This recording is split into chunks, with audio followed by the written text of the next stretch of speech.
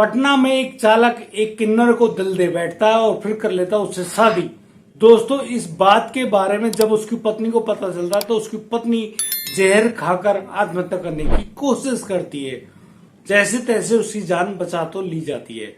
नमस्कार, आदाब, सत श्री अकाल दोस्तों, मैं भीषम प्रकाश स्वागत करता हूं आपका हमारे YouTube चैनल किस्से क्राइम पर। दोस्तों, यदि आप पहली बार यह वीडियो देख रहे हैं तो आप हमें सब्सक्राइब करना बिल्कुल ना भूलें। साथ ही साथ दोस्तों, नोटिफिकेशन के बेल को अवश्य दबाएं ताकि इसी प्रकार की और भी घटनाएं आपको टाइम टू टाइम मिलती रहें।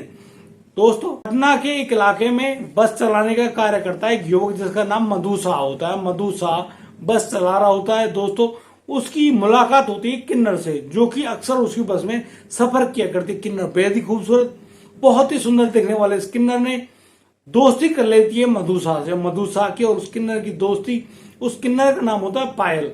पायल से दोस्ती होने पर मधु शाह बेहद खुश था। और फिर एक दिन जब मधु शाह की बस उससे लेने के लिए नहीं आती बस स्टॉप पे, तो पायल परेशान हो जाती है। आखिर मधु शाह गया तो गया कहाँ। दोस्तों, उसको जगह जगह पूछताछ करने पर पायल को पता चलता है कि मधु शाह का तो एक्सीडेंट हो गया और उस एक्सीडेंट में मधु शाह के पैर में काफी गंभीर चोटें आई हैं। पायल अब देखने पहुंच जाती है मधु शाह को हॉस्पिटल में। अब यहाँ पर जो मधु शाह परेशान हो रहा होता है अपने इलाज के लिए, क्योंकि उसके पास ज्यादा पैसे नहीं है। तो यहाँ पायल को देखकर वह रोने लगता है, परेशान होता है। तो पायल उससे कहती है कि तुम परेशान मत हो, बिल्कुल ही मत घबराओ, मैं तुम्हारे साथ हूं, मैं अपनी दोस्ती जरूर निभाऊंगी। यहाँ पर मधु शाह कहता है कि पायल, मैं तुम्हें पसंद करता हूं, मुझे पैसों की जरूरत है और यदि तुम कुछ पैसे मुझे दे दो तो मैं तुम्हारी हमेशा दोस्ती बरकरार रखूंगा, मैं तुम्हारे साथ रहूंगा।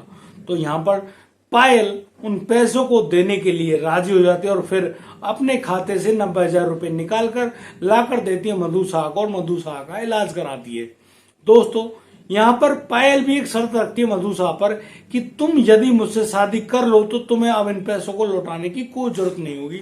यानी कि तुम इन पैसों को मुझे दो या मत दो, यानी कि तुम्हें अब इन पैसों को वापस करने की कोई जरूरत नहीं है। तुम इन पैसों को रखो, अपना खाओ पियो और ठीक हो जाओ, लेकिन तुम्हें मुझसे शादी करनी होगी। और दोस्तों, जैसे कि आप जानते हैं, मधु शाह प्यार करने लगा था पायल से, तो पायल को पाकर वह भी बहुत ज्यादा खुश हो रहा होता है। और दोस्तों, इसी खुशी के चलते वह अब ठीक हो जाने के बाद पायल से शादी कर लेता है। और पायल, जो कि किन्नर है, किन्नर भी मधु शाह को पति के रूप में पाकर बेहद खुश हो रही होती है। और दोस्तों, वो लोग अपने द्वारा लिए गए घर में बड़े चैन से रह रहे होते हैं। अब मधु शाह अपने गांव जाता है और गांव जाकर अपने घर रहता है। दोस्तों, यहाँ मधु शाह की भी शादी हो चुकी है। मधु शाह की पहले जो शादी हो गई थी उसकी पत्नी का नाम रानी देवी है और रानी देवी के पेट में मधु शाह का बच्चा भी पल रहा होता है, जो कि 4 महीने का है। दोस्तों, 4 महीने के बच्चे को पेट में लेकर रानी देवी अब इंतजार कर रही होती है मधु शाह का। और जब मधु शाह अपने घर पहुंचता है तो मधु शाह से उसकी पत्नी रानी देवी जेब खर्च मांगती है और कहती है कि कुछ पैसे मुझे देकर जाना, ये पैसे मैं लूंगी, कुछ अच्छा खाऊंगी पीऊंगी अपने बच्चे के लिए और हमारे लिए बेहद अच्छा होगा। तो यहाँ पर मधु शाह मना कर देता है कि मेरे पास कोई पैसे नहीं है। पैसों के लिए जैसे मना करता है तो जो रानी देवी उसकी पत्नी है उससे और जोर जबरदस्ती करती है, थोड़ा प्यार से भी कहती है कि तुम पैसे नहीं दोगे हम लोग तो भूखे मर जाएंगे, इस बच्चे का क्या हुआ। दोस्तों, यहाँ पर मधु शाह गुस्से में आ जाता है और गुस्से में आने पर वह अब रानी देवी के साथ मारपीट करता है और कहता है कि मुझे तुम्हारी कोई जरूरत नहीं है, मैंने तो शादी कर ली और मैं बड़े प्यार से रहता हूँ, मुझे अब उन्हें जेब खर्च देने की भी जरूरत नहीं है। यानी कि मेरी जो पत्नी है वो अब पायल है। वह नहीं बताता है कि उसकी शादी एक किन्नर से हो गई है। पायल का नाम सुनते ही रानी देवी दंग रह जाती है, परेशान हो जाती है और वह हैरान रह जाती है, आखिर हुआ क्या। भाई, तुम तो ऑलरेडी शादीशुदा हो, मेरे बच्चे के पिता हो, बनने वाले हो, और तुमने किसी और के साथ शादी कर ली। तो यहाँ पर मधु शाह बताता है कि वह कोई महिला नहीं, वह तो किन्नर है और उसने मेरी मदद करी।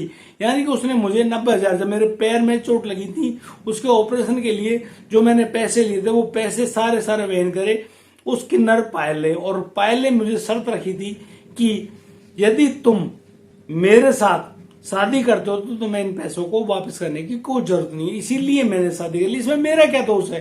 लेकिन यहाँ पर रानी देवी कहती है कि हम लोग तो बेवकूफ है जो तुम्हारे घर में तुम्हारे बच्चों को पाल रहे हैं, इसमें हमारा क्या दोष है भाई, हम लोग क्या करें। तो इतने में ही मधु शाह उसे कहता है कि कोई बात नहीं यार, मर जाओ, जहर खा लो। और इस बात को रानी देवी गंभीरता से लेती है और फिर अपने घर में से गेहूं के अंदर रखी जाने वाली सल्फास की जो गोलियां होती हैं उनमें से एक गोली लेकर खा जाती है। और दोस्तों उस जहर को खा जाने के फलस्वरूप अब जो रानी देवी उसको बहुत ज्यादा उल्टियां लग जाती हैं। दोस्तों यहाँ पर जो मधु साहब है अपनी पत्नी को छोड़कर जा चुका होता है पटना के लिए। यहाँ अमरा गांव में परेशान हो रही होती है उसकी पत्नी, जिसका नाम रानी देवी है। रानी देवी को जो बहुत ज्यादा उल्टी लगती है, तो उस रानी देवी को मधु शाह के परिवार वाले अस्पताल ले जाते हैं और अस्पताल में पता चलता है कि रानी देवी ने जहर खा लिया है। उसके पेट में 4 महीने का बच्चा भी पल रहा है।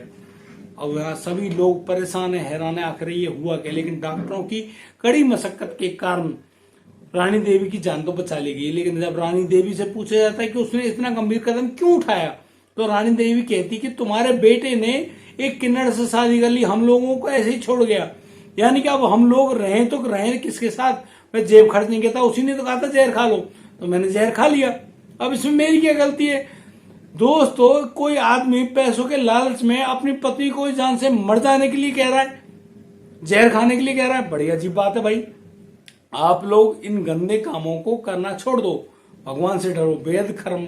बेहद ही शर्मनाक और खतरनाक घटनाएं दोस्तों। हाँ, हमारा उद्देश्य ऐसा बिल्कुल भी कतई नहीं है कि आप लोगों को दुखी करें, परेशान करें, लेकिन हम लोग आपको इन सूचनाओं के अनुरूप सचेत करना चाहते हैं, सावधान करना चाहते हैं कि इस प्रकार की कोई भी घटना आपके या हमारे समाज में ना हो। और दोस्तों यदि आपको हमारी वीडियो और दी गई जानकारी अच्छी लगी हो तो हमें लाइक करें, कमेंट करें, शेयर करें और हाँ सब्सक्राइब करना बिल्कुल ना भूलें। दोस्तों मिलता हूं कल तो नई संस्कृति की खबर, तब तक के लिए आप बढ़िया रहें, बेहतर रहें, अपने परिवार का बखूबी ख्याल रखते रहें। जय हिंद, जय भारत।